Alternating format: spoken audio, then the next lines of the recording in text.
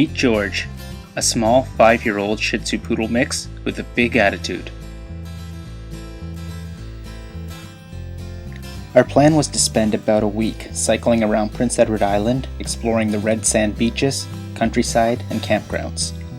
My only concern was that George had never traveled in a trailer before, but I figured she would adapt quickly once she grew tired of running.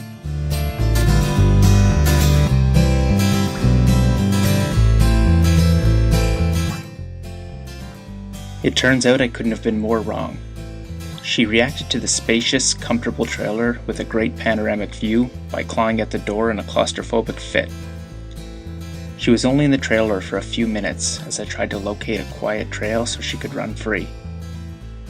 I heard her scratching stop and assumed that she had calmed down and had gotten used to the ride. I was shocked to look back and find her dangling out of the trailer while we cruised along at 30 kilometers per hour. In just a few minutes, she had made short work of my new, well-built trailer. Lucky for both of us, she had the sense not to jump out completely. I hope she would forgive me.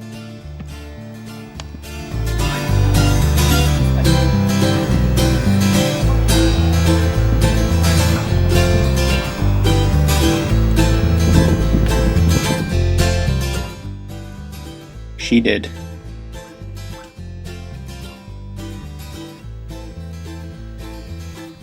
After the recent trailer fiasco, it was clear that we would have to reach a compromise if we were to continue our trip.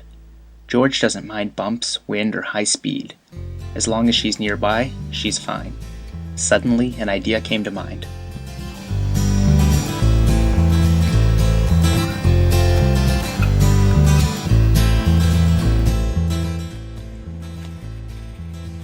We would travel like this for long periods of time, sometimes for up to an hour or so, in that cramped bag before a stretch was needed. When George would become restless, I would let her down and she would run along until she was tired. When she slowed down, I would throw her back in the bag and the cycle would repeat. Along the way we met many people.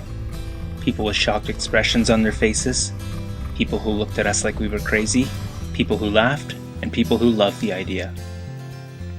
The most memorable encounter had to have been with a little skunk. Thankfully for my sake, the little guy either didn't see us as a threat, or did not have the ability to spray. Spending a few nights in a tent with a skunky dog would not have been my idea of a good time.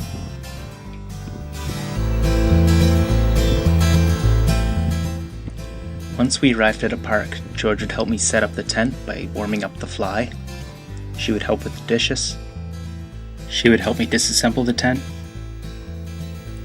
She wouldn't always go to bed clean, but her enthusiasm for the little things in life was admirable. Good morning, Georgie.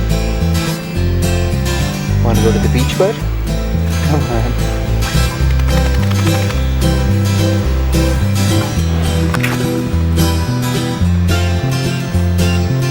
What do you think? We decided to end our tour of PEI on the 4th day, after nearly 200 kilometers of cycling and at least as many mosquito bites. Overall, not bad for a dog who refused to ride along in her trailer.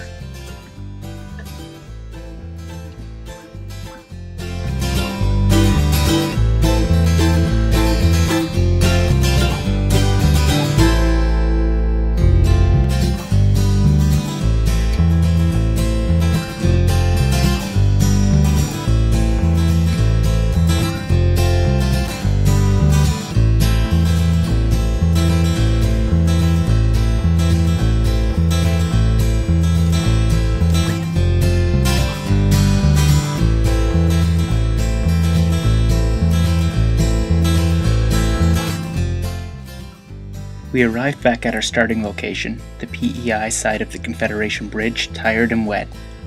After a quick victory celebration, we loaded up the car and drove off.